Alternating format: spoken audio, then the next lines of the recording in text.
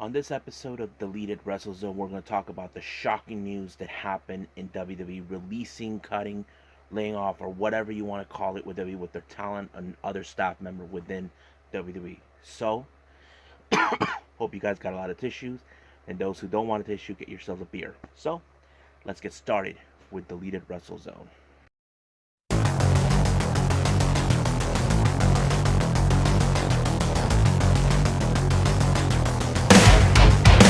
Are you ready? Get up, get up! Get up, get up! Get up, get up! Get up, get up! Get up, get up! Get up, get up!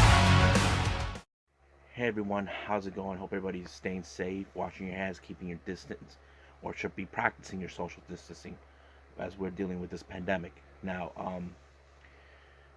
today, which is April 15, will be remembered as the day where 30 plus wrestlers, staff, whatever role they play within WWE, they were released from the company, or however you people call it, either fired, laid off, and some will get furloughs. It's been a shocking timing. Originally, it started out with 5 wrestlers, and then as the day was going and going and going and going, more wrestlers were being released, and a lot of shocking revelations has been happening. Many of the wrestlers, one of them was Drake Maverick. Um, I saw today on his Twitter page a video of him. He posted about how he officially announced that he was out, but at the same time, WWE told him that he can still finish the last 3 remaining matches within the WWE. So basically, he's already a free agent, but he can finish off his matches that he has already been booked. Now, I know some of you hardcore WWE fans are thinking, like, how can WWE let this happen? They could have done something. Yes, that is true. That they could have done something, but if you remember what Triple H said not too long ago, he said, we got to do what's best for business. And this is that timing at today, which is they have to do what they can. If you the this whole crisis with the pandemic is not only affecting the world, but is affecting the wrestling world as a whole. A lot of the independent wrestling promotions, they're currently on a non-existent. They no longer exist at this point because they can't do any events while this is happening. But companies like WWE, AEW, they're trying to do what they can to cheer us up, and I praise both of them. That's what they want to do. But WWE are the ones that are mostly getting hit so hard at this point. Um, Not too long ago, we just heard that the Revival were released, and then a week later, this happens. The 30 wrestlers that were released, and I think I have a list. Hold on, let me pull out my notes here because I did it on my phone. I didn't have time to write it. Okay, here are the wrestlers that were released. A full list of those guys: Rusev, no. Drake Maverick, Carl Anderson, Luke Gallows, EC3, Kurt Hawkins, Heath Slater, Eric Young, Leo Rush, Aiden English, Sarah Logan, Eric Rowan, Primo, Epico, Mike Kanellis, Maria Kanellis, Zack Ryder, No Way Jose, Diona Pizarro, Alexandra Jacek, I hope I got it right, and MJ Durkins. Now, these are the wrestlers that are currently been released from WWE. Now, a lot of fans are not too happy with the idea of Rusev being released. He was like the fan favorite. Everybody loves Rusev. They love that whole Rusev Day. What day it is? Rusev Day. And that's kind of like the shocking thing. I do remember that WWE were trying to, how to say, give him a better offer or something because his contract was expiring or something. And of course, Rusev was not happy with the decisions that they were making on his behalf, especially with the story about Lana, his real life wife, leaving him for Bobby Lashley. And I think Rusev wanted out, or and WWE were trying to find a way to keep him because we all know that he is a valuable wrestler who the people want to see. Now, here's the kicker that happened. One of the early 5 wrestlers that were announced to be released was Carl Anderson, and people were, wait a minute, what about Luke Gallows? I mean, that is something that was strange. Why would you release one one one half of this tag team, and or should I say 1/3 of the OC? So it didn't make no sense. But Luke Gallows and Carl Anderson, not too long ago, they wanted out, but WWE actually gave them a big offer for them to continue to work again. They gave them another offer, and now they're gone. They're no longer with WWE. Now I can talk about where they're gonna go, but we're gonna do that a little later on this episode. That way, I can give you guys thoughts. Who could be those wrestlers that could be either going to AEW or Ring of Honor, Impact, MLW, anything. But let's keep on going. Now, Mike Kanellis now and Maria. That's an interesting subject to talk about. If you all recall, a year ago, he wanted out because he wasn't being utilized, and then all of a sudden they gave him a 5-year deal with a huge sum of money. But all of a sudden, the same old crap continues. He wasn't being utilized again, and he wanted out. They would keep putting him in that world where he loses, and that kind of sucked. And he wanted out, and they wouldn't do it. And now he is out. He and Maria. Um, Earlier in the day, Mike Canellis, or should we call him Mike Bennett now? He put on a video. He said that he knows that what's happening, but he said he'll bounce back. That he. This is what I praise about Mike Bennett. He's right about one thing.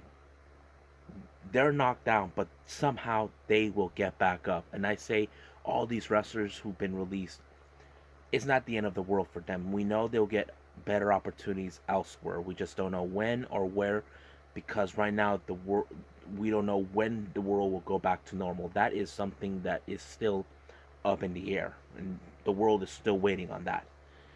So, um, Zack Ryder, another shocking one, you know. So I don't know why, but that's one of the things that happened. Now, here's a full list of backstage producers, referees, writers that were either released or furloughs. Now, here is the full list: Kurt Angle, Sean Hurricane Helms, Lance Storm, Billy Kidman, Mike Rotunda, Dave Finley, Pat Buck, Sarah Stock, Sean Devare, Scott Armstrong, Mike Chioda, the referee, Andre Listenberger. He is the writer. He is the one behind the story between Mandy Rose, and Otis. Chris Guy from the performance. He's a performance center trainee. Serena Dev, another trainer. Kendo Kashin, another trainer from the performance center. Jerry Soto, Spanish announcer. Uh, Josiah Williamson, interviewer. So basically, these are the people. Now, these people from this list, who are either producers, writers, they're either been released or have furloughs. Now, what is furloughs to be exact? Now, the furloughs means they can return back to work with W, but it does not guarantee them a spot back. So that is the tricky part that I've been hearing. Even Angle with from um, Destination Pro Wrestling, he kind of made that clear. It made perfect sense, but it is what it is. There's nothing we can do about it as fans. But I did say earlier, we need to show our love and support for all these people that were released from WWE. I know they're in difficult times. All we can do is be there for them, try to tell them things will be okay, that will stand behind them no matter what. Now, here's the interesting part that happened. Like, a lot of the wrestlers and personnel that currently still have a job with WWE, they've been leaving on Twitter how hurtful they are about losing their friends. That some of them may not have said goodbye to them, and it's hurtful because this was unexpected for any of them. Uh, but it is what it is. Now, later on in the day, that's when things got interesting. Seth Rollins started out defending WWE. Now, he stated out that he's tired of this whole negativity, pointing fingers at WWE. Like, yeah, I mean, look, it's normal how people react. I know fans are currently not happy with the decisions that were made. I mean, Rusev, Zack Ryder, Carl Anderson, these are wrestlers that should not have been released. They were doing a great job ever since then, and all of a sudden they were released, and Seth Rollins saying that they shouldn't be pointing fingers. Like, this is not the time. Like, when is the time? The world is currently going to hell. That's my opinion. We're going to hell at this point with this pandemic. You're saying we shouldn't be angry and worry about the pandemic? When is the time? Where all of us are at home, stuck, doing nothing. You know? And you're saying we can't point the fingers? And he's saying we need to unify? Unify to who? To WWE? These are people that made the decisions to release some of these wrestlers and staff. And I'm sorry, Seth. You may be a true supporter, a guy who has WWE in your back, but where was your back? Where was you backing the these people that were released? People who were your friends, people you work with. Where were you? That's my opinion. So that kind of bothers me. You know? So, but it appears this whole thing may not be over. So that kind of is still shocking, and I feel saddened that some of these people are going to lose their jobs, and there's nothing we can do. But like I said, we can be there for them and support them, show our love for them no matter what. You know. Now, some of you other fans, the non-WWE fans, are questioning, yes, some of these wrestlers are going to go with AEW. Now, here's the thing that you don't understand. We don't know how financially is AEW. We don't know if they can be able to afford all of them. We don't know that. Now, we did state it earlier in the previous episode that the Revival, there is most likely they can go to AEW. That is a fact. Now, what wrestlers do we think can go to AEW? Now, for me, I can look at this list at this point. Now, here's the ones who I do think could possibly go to AEW. Rusev, he's one guy I definitely can see going to AEW.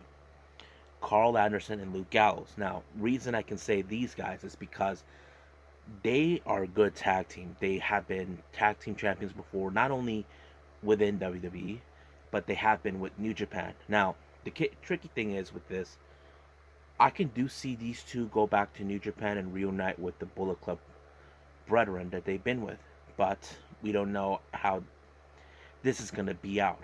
You know what I mean? But I do see these guys returning, going to AEW. Another person I can see, let's see, Zack Ryder. He's one of those guys that, what was it, about a year ago, he seems like he wanted it out. And not to mention, he's good friends with Cody. And Cody and him have been giving each other cryptic messages over Twitter. And he is one of those guys who I definitely can see going to AEW. And I feel sorry not only because he lost his job with AEW, I also feel sorry for his girlfriend Chelsea Green, who is still there. But I know for a fact they'll try to make things work because that's what Zack Ryder, that's what John Moxley and Renee are doing. So does Sean Spears and Peyton Royce are doing today. And who else? Big Soul and Alexander, Cedric Alexander, they're also like that. So it's kind of difficult at this point. But I do see these four individuals going to AEW. Now, some of these wrestlers, I can do also picture Deanna Pizarro maybe going to Ring of Honor, but AEW, I'm not sure because Jericho did state it that they're not going to take in a lot of the former WWE superstars, but they can try to, how do I say, figure out who could be of value to them. Now, that is the key point when it comes to business like that. Who could draw out the most a fan base into AEW? But like I said, Zack Ryder, Rusev, Carl Anderson, and Luke Gallows most likely can be those guys that could most likely get spots in AEW. But as the rest, I don't know. They have to go through every trial to figure out who's valuable to join. Now, do I think it's a bad thing? No. I do think it could be a good thing once things go back to normal. But people could say, but they can go back once things go. Yeah, but here's the problem. Financially speaking, I don't know anything about finance, so just keep it at that. But I do see the problem. WWE has lost already billions of dollars in the last quarter of 2019. This year, things have not been the same for them. They have not sold any live events ever since the pandemic happened. The last full NXT show happened the week before the second week of March. That was the last time, and then ever since then they've been doing um, no audience events, and that's something that has been they've been doing. Um, Not to mention, we don't know how much of their budget is being mostly going. But AEW, we don't know yet either. The same kind of thing is happening with them. But we don't know if they can take a lot of maybe some of these wrestlers that could work. But I do see certain wrestlers that could possibly, but I won't be sure. I'm trying to go over everything. Now, let's talk about why is this important right now to talk about, because this is a very shocking and more not a traumatic time, but more like this is horrible. I mean, we need to remember this as human beings. All these WWE wrestlers that we followed, who we worshipped, they're human beings just like you guys and me, you guys and I. But it is what it is. We can't do nothing about it. But like I said, we need to show our support and tell them we will stand, we'll be supporting them no matter what promotion they'll go. We will be there for that, and we will support them no matter what. So, I think that's about it. But if you guys have any clues of the wrestlers who I list, do you see could go to AEW, or they could go to Impact, Ring of Honor, or MLW, or whatever promotion that is currently televised? Leave a comment down below, and I would like to hear your opinions on that. Now, if you guys think that there's no way AEW is gonna be taking all of them, we'll talk about that too. So as for now, I must bid all of you adieu. Stay safe. Wash your hands. Goodbye. And have a nice day. Bang.